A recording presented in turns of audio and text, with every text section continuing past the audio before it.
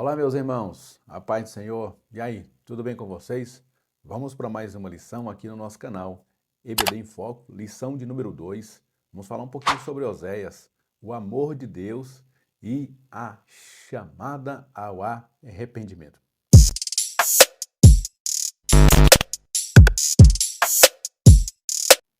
Pois bem, meus queridos, antes de nós entrarmos na lição, eu gostaria de trazer novamente esse slide. Esse slide nós trabalhamos ele na primeira lição.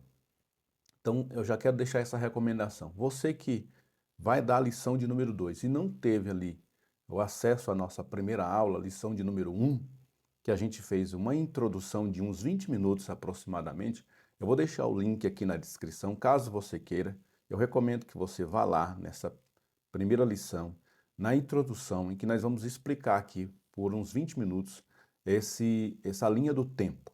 E aí a gente explicou essa linha do tempo e recomendou que o primeiro professor trouxesse essa linha do tempo para os alunos. Caso você não tenha participado, ou não foi o primeiro professor, ou não participou dessa aula, ou o professor não levou essa linha do tempo aí na sua igreja, eu peço que você, se você puder, acesse a lição de número 1, vai lá os primeiros 20 minutos, a gente vai estar explicando aqui esse primeiro slide que está aí na sua tela, essa linha do tempo, ela é muito importante para a gente entender aonde é que cada profeta estava situado, se era no Reino do Norte ou no Reino do Sul, antes do exílio, pós-exílio, aonde ele estava situado, se a gente vai encontrar os profetas menores exatamente após a divisão do reino, né? Reino do Norte, Reino do Sul, aí aparecem os profetas menores, por isso a importância da gente ter traçado aí essa linha do tempo. Agora, nesse próximo slide, a gente fez um recorte da parte superior esquerda do primeiro slide,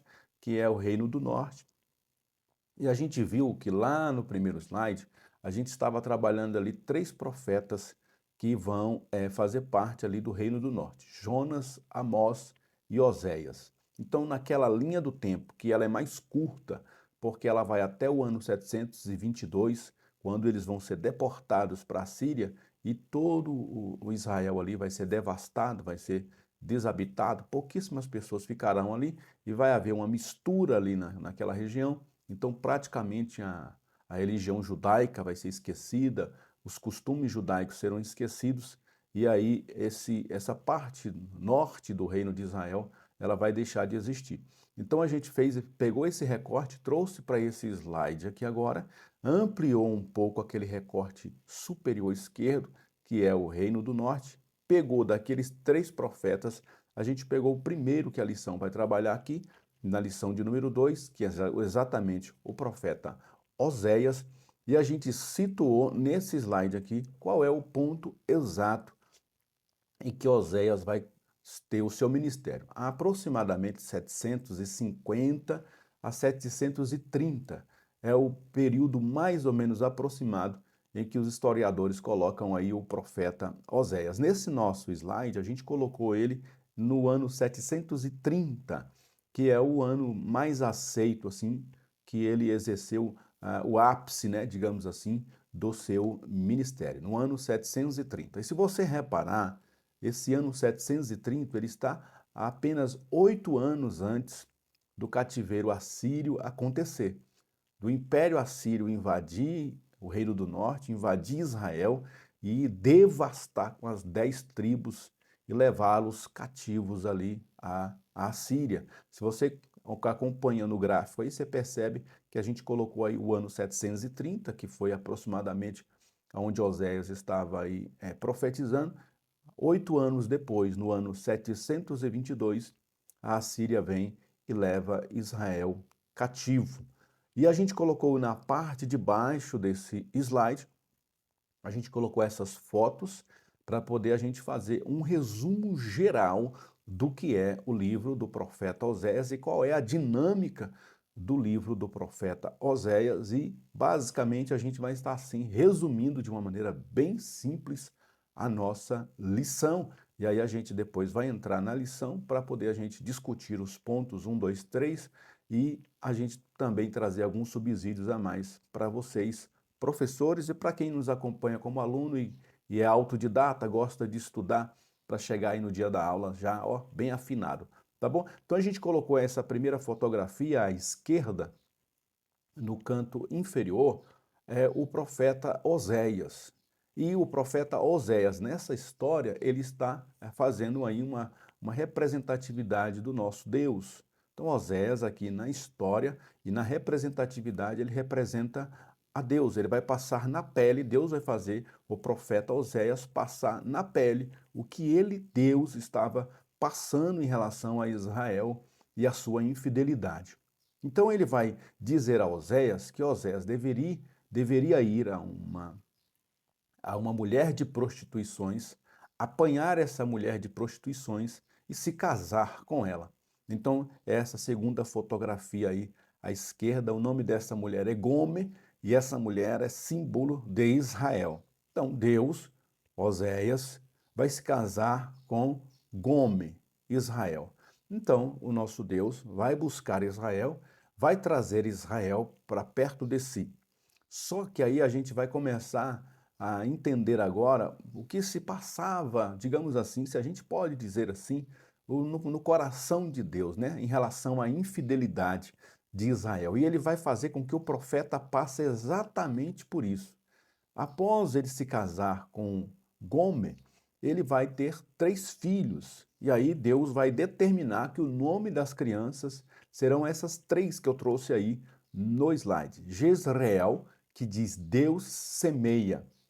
E traduzindo já para uma linguagem bem categórica, é Deus vai proclamar, Deus vai trazer juízo sobre Israel. A segunda criança vai nascer e Deus vai colocar, pedir, determinar a Oséias que coloque o nome de Loruama, que quer dizer não compaixão, ou seja, a compaixão acabou. Chegou ao limite da compaixão para com Israel. E o terceiro filho que vai nascer dessa relação entre Oséias e Gomer, Deus vai determinar que o nome dessa criança seja Lo-Ami, que é não meu povo. Vocês não são mais o meu povo. Após o nascimento dessas 3 crianças, no capítulo 3, a gente tem a história dizendo que esta mulher volta para o lugar de onde ela veio, para o seu lugar de prostituições. Ela voltou novamente a praticar os mesmos atos e abandona Oséias.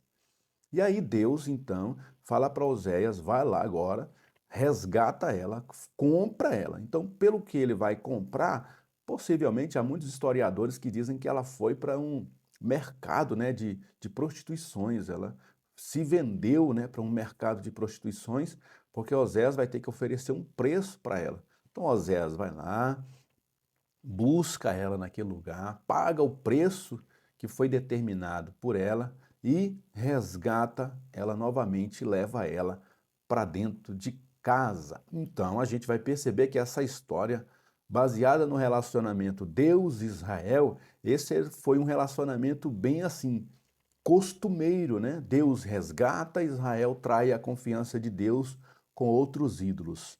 Deus resgata, Israel vai lá e se prostitui com outras nações no sentido de idolatria. Deus traz de volta, Israel vai lá e se contamina de novo com as suas prostituições, com as suas idolatrias. Deus resgata, Israel novamente volta para as suas digamos assim, para suas práticas anteriores. E aí esses 3 filhos que vão nascer desse relacionamento Oséias e Gomer vai simbolizar exatamente esse momento em que Deus determinou sobre as 10 tribos. O juízo viria iminentemente e não teria como ser revertido. Então, por isso que o nome da primeira criança, Jezreel, significa Deus semeia, ou seja, o juízo virá, vai ser semeado o juízo sobre vocês. Loruama, não compaixão, não existe mais compaixão, não tem escapatório, o que tem que acontecer vai acontecer. E a terceira criança, Lo-Ami, não povo meu, vai acontecer, não terei compaixão, o juízo virá, porque vocês não são mais o meu povo.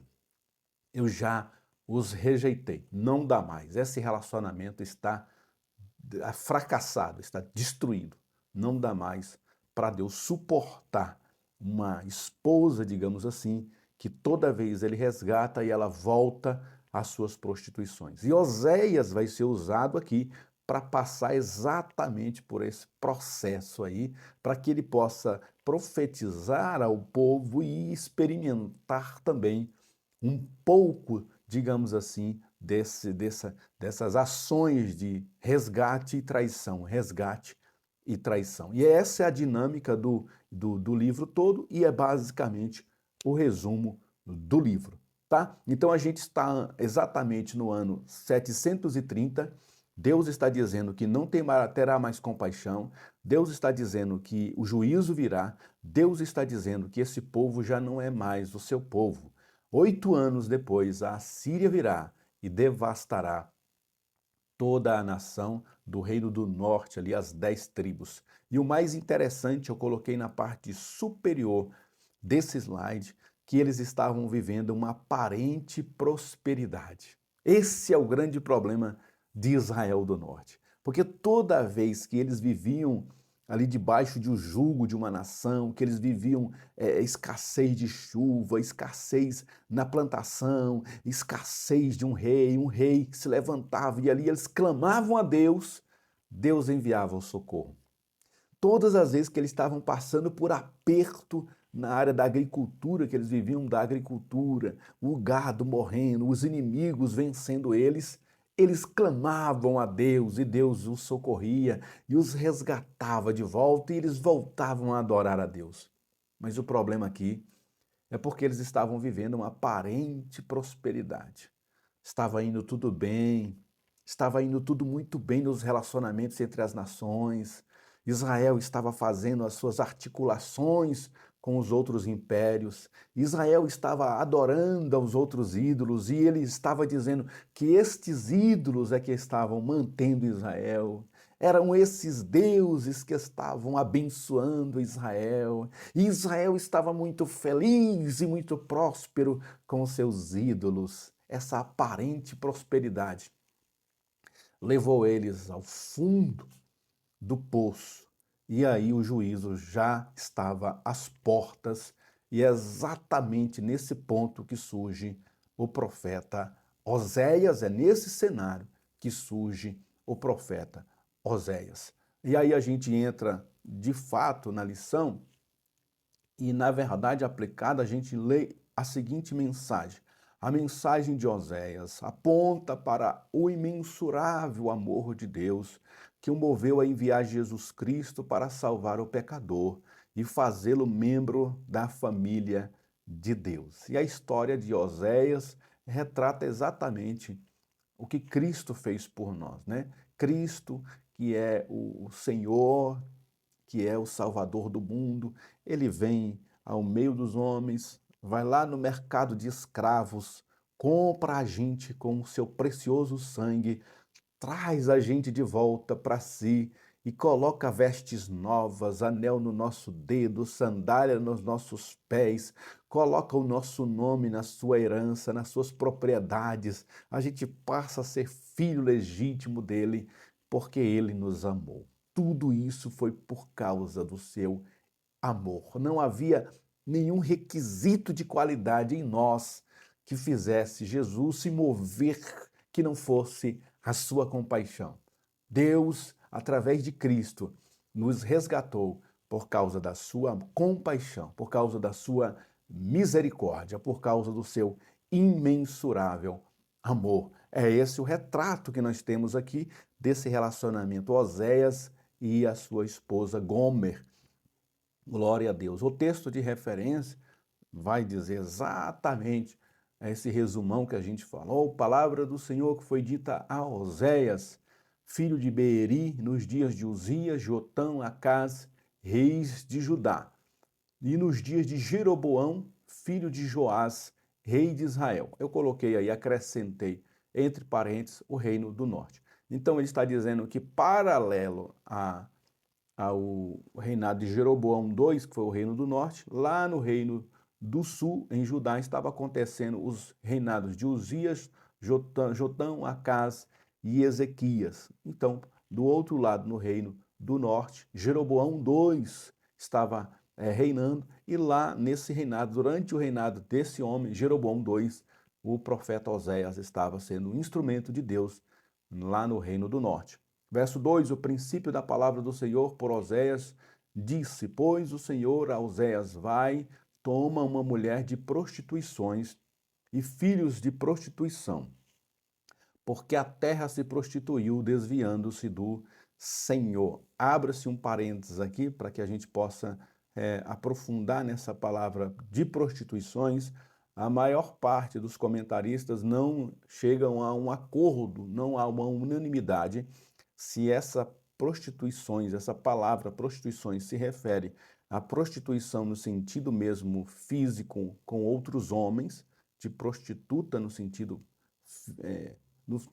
mesmo da palavra prostituição, ou se essa expressão prostituições é porque ela era uma mulher idólatra, ou uma judia que estava servindo a Baal, ou era uma mulher de outra nação, mas idólatra, que não tinha contato com Israel e era idólatra, tá? E a gente aqui vai seguir a linha do que a palavra está dizendo, é uma mulher de prostituições. Então ela pode ser tanto prostituta no sentido de prostituta mesmo, né? E o texto dá a entender isso, porque depois ele vai lá e vai ter que comprar ela lá no meio da prostituição. Oséias vai resgatar ela e comprar ela lá naquele mercado de prostituições. Então eu vou ficar com essa perspectiva, que ela era prostituta mesmo, no sentido nato senso da palavra, e até pode ser que ela, além de ser uma mulher prostituta no sentido natural da palavra prostituta, e também idólatra, né? Então a gente pode colocar ela como uma mulher idólatra que adorava a Baal e ainda era uma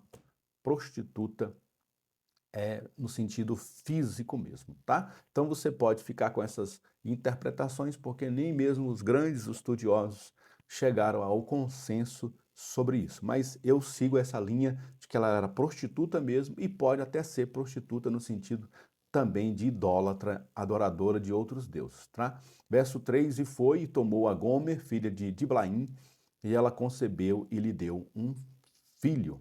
Atraiu-os, verso 4 do capítulo 11 de Oséias, atraiu-os com cordas humanas, com cordas de amor, e fui para eles com os que tiram o jugo de sobre as suas queixadas, e lhes dei mantimento.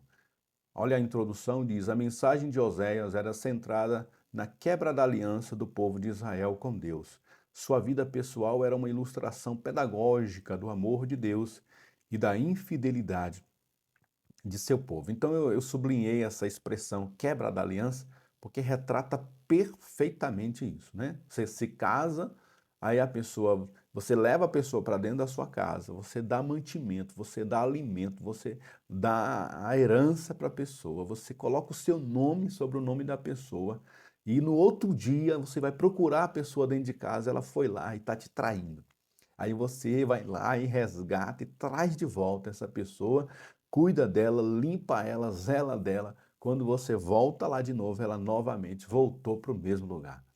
Então, essa quebra de aliança que estava acontecendo no relacionamento Oséias e Gomer estava retratando o que Deus estava sofrendo, digamos assim, né? Deus estava passando com essa nação há muitos anos já, sendo traído e trocado por outros deuses. Tópico número 1, o cenário da mensagem do profeta Oséias. Em um período de apostasia, onde a adoração aos deuses de outros povos pagãos configurava uma quebra da aliança do povo de Israel com Deus, o profeta Oséias foi chamado para pregar a mensagem de infidelidade. Dessa forma, o povo foi chamado ao arrependimento e a voltar-se para Deus. 1.1, conhecendo um pouco mais o profeta. A narrativa bíblica não traz muitas informações sobre os antecessores de Oséias, a não ser que seu ministério foi exercido nos reinados de Uzias, Jotão e Acás e Ezequias, reis de Judá, e de Jeroboão II, rei de Israel. Foi contemporâneo do profeta Isaías e possivelmente também dos profetas Amós e Miqueias. Seu ministério prosseguiu por um período de aproximadamente 40 anos ou mais. Contudo, não há consenso entre os comentaristas. Ele viveu numa época de turbulência na política interna e no cenário internacional. E aí, basicamente, esse slide está bem resolvido, né? A gente já comentou alguns pontos sobre esse tópico de número 1.1. 1.2, o engano do culto a Baal. Os capítulos 2 narra a metáfora do marido que ama uma esposa infiel, para ilustrar e exortar o povo de Israel sobre o adultério que cometiam ao adorarem outros deuses. Em sua mensagem, o profeta busca comprovar que a prosperidade que Israel experimentou foi um presente de Deus, o Senhor da aliança. Lembra que eu falei lá sobre isso? Então, o que eles estavam vivendo de prosperidade, aquela aparente prosperidade deles, era uma prosperidade que quem estava dando era Deus, não eram os outros deuses, os outros ídolos. Então, o que Oséias está passando aqui nessa história, ele vai dar uma prosperidade para Gomer. Ele vai lá, resgata Gomer, traz ela para dentro de casa e dá alimento, dá segurança, dá uma casa para ela morar, dá tudo para ela. Então, tudo que Gomer tinha, Oséias que deu. E a mesma coisa Deus. Deus é quem deu tudo que Israel tinha, tudo que eles tinham de prosperidade, de paz que eles estavam vivendo, era o Senhor que estava dando a ele, não os seus outros amantes, os seus ídolos, digamos assim. Mas eles estavam aí devotando adoração aos outros ídolos e não a Deus. No capítulo 3, o profeta narra sua experiência em que Deus o manda se casar com uma mulher adúltera. Essa narrativa do profeta, com a metáfora do seu casamento, simboliza o conflito entre a adoração ao Deus de Israel e as práticas da religião cananeia, particularmente o culto a Baal. Novo comentário bíblico, Antigo Testamento, como Israel se recusou a reconhecer o Senhor como fonte de prosperidade na agricultura, Deus tiraria suas bênçãos e não mais supriria a necessidade da nação. O Senhor exporia publicamente a infidelidade de Israel por meio do julgamento. A afirmação diante dos olhos dos seus namorados, que está lá em Oséias 2:10, indica que os ídolos de Baal seriam incapazes de ajudar Israel, provando assim o quão era vão adorá-los. Deus está dizendo: eu vou pegar a sua infidelidade e vou esfregar na sua cara. Quando os inimigos vierem contra você, não há ninguém que possa fazer você escapar das mãos dos inimigos. E aí vocês vão olhar para os seus namorados, Baal, Astarote, Azera e os outros ídolos que Israel adotava como seus deuses, e eles não vão servir de nada. Daí vocês vão perceber o quão inútil eram esses deuses, e já é tarde demais. E assim aconteceu.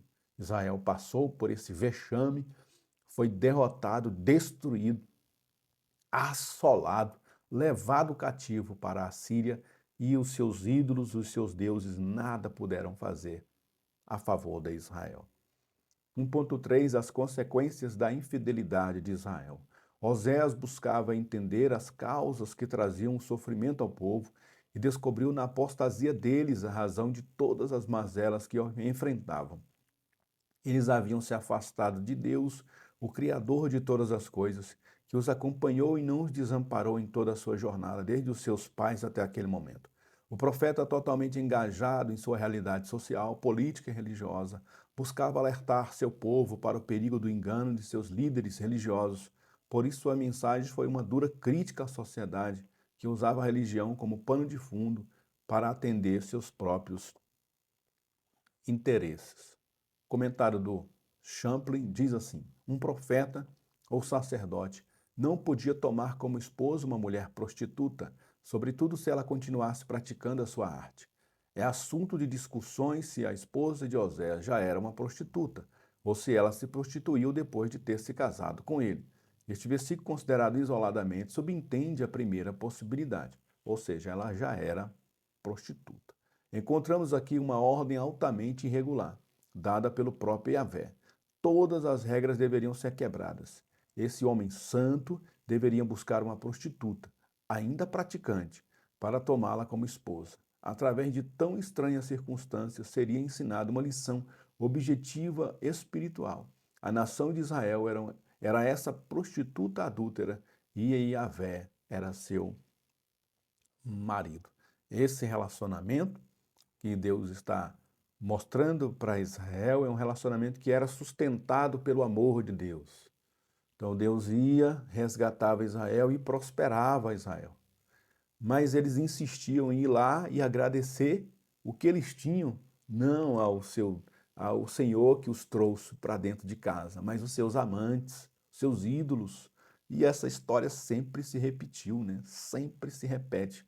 Então chegou um momento que Deus vai dizer para Oséias: Oséias, eu vou mostrar exatamente na sua pele o que é passar por uma situação em que você resgata alguém, traz para dentro da sua casa, dá o bom e o melhor para essa pessoa vai lá e volta para as antigas práticas dela.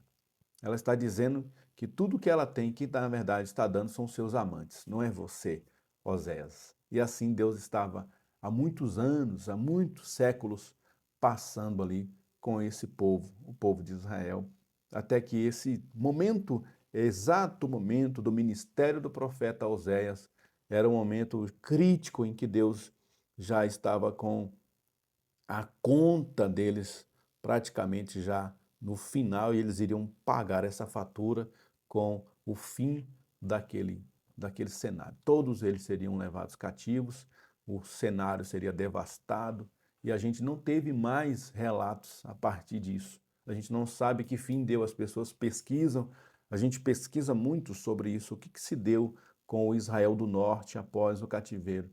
Aí uma parte deles ficaram lá, se misturaram com outras nações, e aí virou aquilo que a gente chama de os samaritanos, né? Virou aquela mistura, mas já não tinha mais uma conexão com Israel. Eles já não adoravam a Deus em Jerusalém, eles já não adoravam a Deus como os seus irmãos ou como patriotas ali do Reino do Sul. Então eles praticamente se tornaram uma nação paralela ali, misturados, e a gente já não mais vê essência da identidade de Israel naquilo que sobrou depois do cativeiro assírio, mostrando assim que a dosagem da misericórdia de Deus para com aquele povo naquele momento chegava ao fim, o juízo seria iminente e eles teriam que pagar pela sua infidelidade. E isso também tem que ser levado em conta para nós nos dias de hoje. Deus é bom, Deus é misericordioso, Deus ama os homens, mas vai chegar um dia em que os homens vão prestar contas a Deus. Vai chegar um dia em que essa medida da misericórdia, da graça de Deus, vai ser preenchida e o juízo vai ser revelado aos homens. E quão terrível será ser apresentado a Deus e ter que pagar por todos os seus pecados e as aberrações que os homens praticaram. A gente vê hoje os homens fazendo, pintando e bordando, fazendo tudo o que querem, mas vai chegar um dia que Deus vai chamar cada um para prestar contas e que nós possamos estar debaixo do sangue de Jesus, porque nenhum de nós tem condição de apresentar nada de agradável a Deus que não seja a submissão à vontade do Cristo crucificado. Que nós estejamos sempre pedindo a misericórdia de Jesus, debaixo do seu sangue, debaixo da sua misericórdia, porque no dia do juízo, se Deus não encontrar Cristo em nós, nós vamos ter que pagar a conta e a fatura é cara, ninguém vai conseguir pagar. Então o juízo vai ser severo por demais para os homens. Os homens estão andando, estão fazendo a sua própria vontade, estão escarnecendo de Deus, mas um dia Deus vai chamá-los para a prestação de contas. Que nós possamos estar com Cristo, abraçados com o nosso Salvador. E Deus vai olhar para nós e dizer: esse daí não deve nada. Não porque ele foi um camarada bonzinho e merecedor, mas porque eu vejo o meu filho, vejo as marcas da cruz do meu filho, vejo as chagas, eu vejo o meu filho nele, eu vejo ele no meu filho. Vinde e possuí por herança o reino que vos está proposto desde a fundação do mundo. Aleluia! E esse dia vai ser glorioso. Por isso que nós possamos pregar essa mensagem do arrependimento ainda hoje, porque se os homens hoje ainda estão vivos, se nós estamos aqui hoje, é porque essa misericórdia de Deus ainda está de pé e nós precisamos anunciar que Jesus é a única fonte de salvação para os homens. Glória a Deus. Tópico 2. Os acontecimentos na vida de Oséias. A interpretação dos acontecimentos na vida pessoal de Oséias tem causado extensas discussões no meio dos intérpretes estudiosos das Escrituras sobre a literalidade ou alegoria do texto. O drama familiar do profeta deve ser compreendido como literal ou alegórico? Essa é a pergunta, eu já respondi aqui para vocês. Eu sigo a imagem do literal, né? Deus permitiu, de fato, ele se casar, Deus ordenou que ele se casasse com uma mulher de prostituições. 2.1, o casamento de Osés, o retrato da infidelidade de Israel. A peculiaridade do livro de Osés reside no fato que Deus usa o casamento e a infidelidade como figuras antagônicas para denunciar a infidelidade do seu povo. O adultério não deve estar presente em nenhum relacionamento, ainda mais um relacionamento baseado no amor e na aliança. Quando a vida espiritual é marcada pela infidelidade a Deus, todos os outros relacionamentos certamente estão em risco. A decadência espiritual precede a decadência moral. Então, ser infiel a Deus é um indício muito sério de que a gente vai ser infiel nos outros relacionamentos, porque se a gente não pode manter-se fiel a um Deus que nos ama tanto, como a gente vai se manter fiel a homens e mulheres ou pessoas que a gente muitas das vezes se desagrada dessas pessoas, né? Então, o parâmetro é a fidelidade a Deus. O prisma principal é sermos fiéis a Deus. E através disso, a fidelidade aos homens será consequência. 2.2, os filhos de Osés e as mensagens de Deus. Os 3 filhos de Gomer e Osés traziam em seus nomes mensagens de Deus para o povo: Jezreel, Lohuama e Loami. Propositalmente, a mensagem contida nos nomes revelava o crescente descontentamento de Deus para com o seu povo, mas também transmitiam esperança, amor, restauração e renovação. E aí a gente vai ver cada um deles. Eu já falei lá no segundo slide. Antes da introdução, nós falamos um pouquinho sobre isso. O primeiro dos filhos dele é Jezreel, que significa Deus semeia. Também era o nome da cidade onde Jezabel, a idólatra sanguinária, foi morta. Este nome evoca juízo. Lembra que eu falei sobre isso lá no início. Jezreel, onde Deus julgou os idólatras. A menção do nome do menino ensinava as pessoas sobre o juízo iminente de Deus. Então, Jezreel significa o juízo virá e não tem escapatória. E o segundo filho e o segundo nome só vai complicando a situação para Israel, né? Lohuama significa não compaixão. A menção do nome da menina ensinava que a compaixão de Deus tem limite. Deus julgaria seu povo como se fosse uma nação idólatra sem compaixão. Então, já que vocês me trataram dessa forma, eu tive paciência, tive misericórdia, estendi a minha misericórdia, mas estendi a minha compaixão. Mas nesse ponto, nesse exato momento, para vocês é não compaixão. Não terei mais compaixão de vocês. E aí, estendendo ainda mais o tempo ali que estava se aproximando para eles receberem o juízo, aí o terceiro filho de Oséias e Gomer se chama Lo-Ami, significa não meu povo. Vocês não são mais o meu povo. Este era o filho mais novo. Juntando os 3 significados, a mensagem é a seguinte, eu destaco aí nessa fonte amarela: Deus julgaria Israel como uma nação idólatra e sem compaixão, porque não era mais seu povo. 2.3, o drama pessoal do profeta. Como já vimos, Deus escolheu a história triste e peculiar de Oséias, a fim de revelar o seu coração e manifestar o seu amor. A história do casamento de Oséias não é aquela que os livros e os filmes mostram sem qualquer problema real. A vida do profeta, além de ilustrar a infidelidade do povo para com Deus, traz à tona o drama de muitos casamentos que estão em toda parte, inclusive nos arraiais do povo de Deus. Como dito anteriormente, a decadência espiritual procede da decadência moral, e isso tem acometido muitas famílias onde os filhos são os mais prejudicados quando a infidelidade nas relações chega nos lares. Tá? Esse tópico 2.3, nós já comentamos tudo o que tinha para comentar daqui. E o tópico 3, Oséias para os dias de hoje. A história do profeta Oséias nos ensina sobre os limites do amor e o que está para além de suas fronteiras. Faz-nos pensar sobre até onde é possível amar alguém. Oséias ilustra uma metáfora do que é o verdadeiro amor. Um amor que supera as expectativas humanas, o amor que tudo sofre, tudo crê, tudo espera e tudo suporta.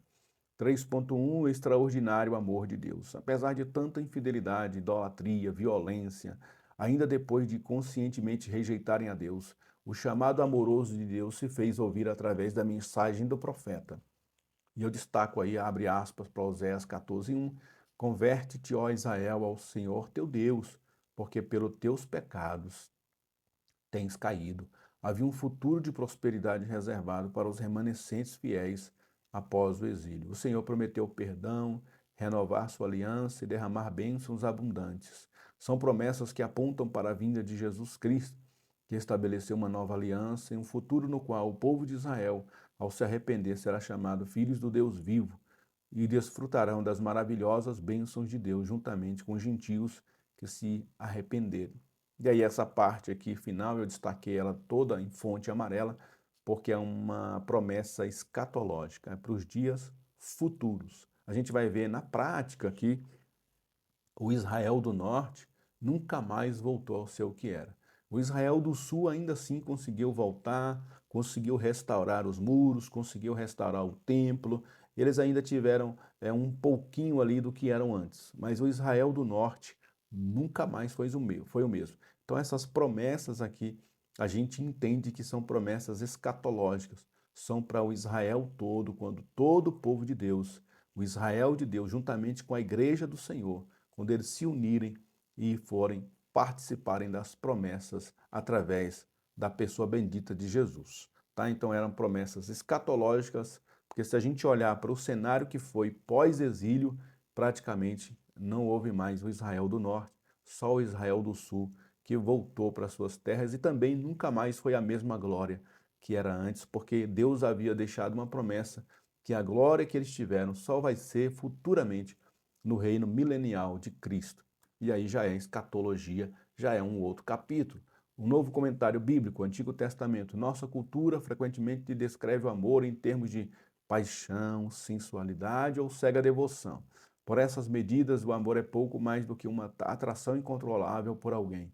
Esse tipo de amor busca somente o próprio interesse e acaba quando não é correspondido ou satisfeito. Contrariamente, Deus chamou Oséias para buscar um tipo de amor completamente diferente, baseado numa escolha consciente de comprometer-se com alguém para o benefício desse alguém, mesmo sem saber sua resposta a esse presente. Foi assim que Deus se comprometeu com Israel. O casamento de Oséias foi uma demonstração do casamento de Deus com a adúltera nação de Israel. Isso aqui já foi também bem pontuado nessa lição, principalmente ali no início. Deus sempre vai atrás de Israel, mesmo sem Israel merecer. Israel vem, é tratado por Deus, é cuidado por Deus, Deus protege, dá teto, dá comida, dá um lar, dá uma herança, dá tudo para eles. E eles vão lá e voltam de novo, traem Deus, e Deus novamente vai, os resgata de novo, traz para dentro de casa.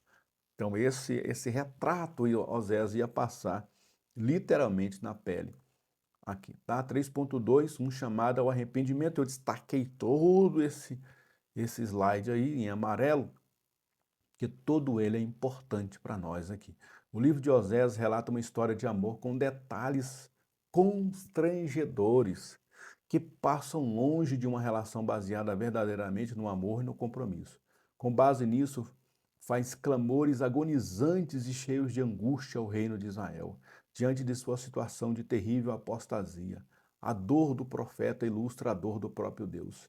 Assim como o profeta ansiava trazer de volta a sua esposa adúltera, livrando-a da degradação moral e do pecado, da mesma forma Deus ansiava trazer para junto de si o povo de Israel. Eu fiquei imaginando, estudando essa lição, estudando esse caos, né? A gente já conhecia a história de Oséias.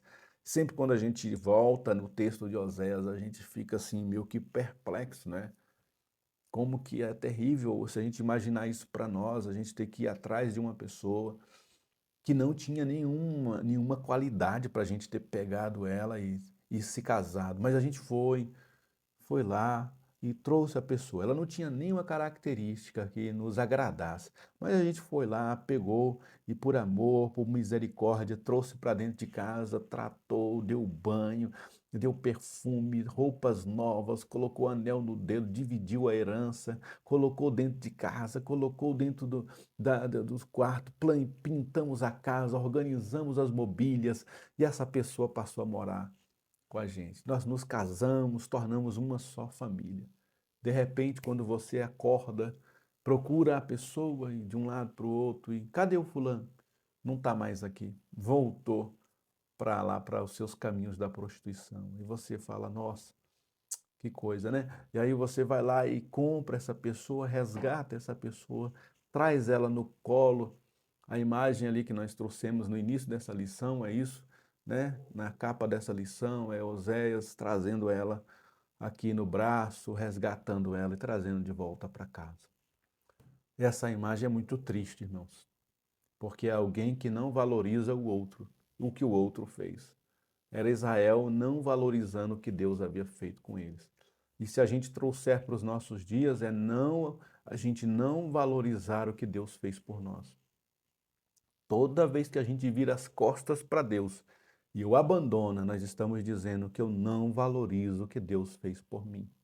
Eu estou mais preocupado com os meus afazeres, eu estou mais preocupado em voltar a fazer o que eu era antes do que com aquilo que eu sou hoje. Aquilo que eu sou hoje não me importa, não me interessa. Eu quero é voltar às minhas práticas anteriores. E muitas pessoas viram as costas para Deus e seguem o seu próprio caminho. Isso causa uma profunda tristeza no coração de Deus. Mas mesmo assim, o que ele vai fazer? Ele vai atrás de nós. O Espírito Santo vai ficar aqui, ó, martelando dentro da gente, até um dia que a gente volta arrependido, chora e ele lava as nossas vestes, ele escreve de novo o nosso nome no livro da vida, novamente ele coloca a gente na família de Deus, na família cristã, e a gente é restaurado ao primeiro amor. Que bom que Deus nos ama, né? Que bom que nós temos um Deus amoroso como esse. Porque usando essa metáfora para nós é uma metáfora difícil da gente dizer assim, eu faria isso. Mas é exatamente isso que Deus faz conosco. Amém? Glória a Deus. 3.3, o desafio de amar outra vez. O resgate de Gomer representa o resgate de sangue que Deus faria por seu povo e, consequentemente, por todos nós pecadores. A dolorosa experiência de Oséias ilustra o amor de Deus disposto a perdoar um povo que não queria ser perdoado. A ordem dada ao profeta muda o curso da história daqueles que se encontram afastados e perdidos em seus delitos e pecados. Quando alguém se afasta de Deus, perde claramente a sensibilidade de amar o outro, considerar o outro, honrar o outro, reconciliar-se verdadeiramente com o outro. O pecado afeta o relacionamento com Deus e, em detrimento disso, também o relacionamento com o próximo. Glória a Deus, irmãos. Bem explicado até aqui. Que Deus nos abençoe. Vamos aqui para a conclusão dessa lição. O amor de Oséias por sua mulher infiel é como o amor de Deus pelo pecador. Romanos 5:8. Um amor incompreensível e imensurável aos olhos humanos, mas que alcançou pecadores que não mereciam tal graça e que hoje podem viver e testemunhar desse amor. Todos os dias eu sou fruto desse amor de Deus, né? Vivendo em pecado, em idolatrias na minha vida, na minha devassidão, e Deus me resgatou, me transformou hoje num homem de Deus, né? Num pastor de igreja, um pai de família, me deu tudo, né, que eu tenho hoje. E aí a gente não consegue nem imaginar a gente virando as costas para Deus. Mas a gente pode sim ser tomado por essa aberração, né, que é virar as costas para esse Deus tão amoroso. A gente pode sim. A palavra diz que aquele que está em pé, cuide para que não caia. E aí a gente traz nesse slide os recursos didáticos. Você que é professor vai dar essa aula e quer usar slides, né, como nós estamos usando aqui, eu recomendo que você busque os slides lá no site ebdpanorama.com. São os slides que eu sempre uso também nas minhas aulas aqui na igreja. Também você pode usar revistaebd.com. Também tem slides lá para você usar também outros modelos de slide. Eu estou fazendo esses slides que eu usei nessa lição. Se você quiser esses slides, manda um oi lá para mim. Pastor Heraldo, eu preciso dos slides dos adultos. E só especifica se é adultos ou se é jovens, porque também eu dou aula aqui para jovens também. A gente também tem slides de jovens, tá? Pastor Heraldo, que eram os slides que o senhor usou na aula aí para adultos. E aí eu mando para você também, tá bom? Para você imprimir essa lição, caso você não tenha mais acesso a ela, mas eu queria que meus alunos tivessem aqui a lição de número 2, de número 3, a lição que você for dar, acesse escoladominical.org, aí você clica lá, vai abrir, você seleciona tudo, copia e cola no Word e edita lá o que você quer, tira as partes que é do professor, que não vão ter tanta importância para o aluno, tira o que é do professor, tira para ficar uma lição mais enxuta ali para você levar para os seus alunos poderem acompanhar na revista, tá? Que Deus te abençoe, meu irmão. Até a próxima EBD em Foco, se Deus nos permitir. Amém.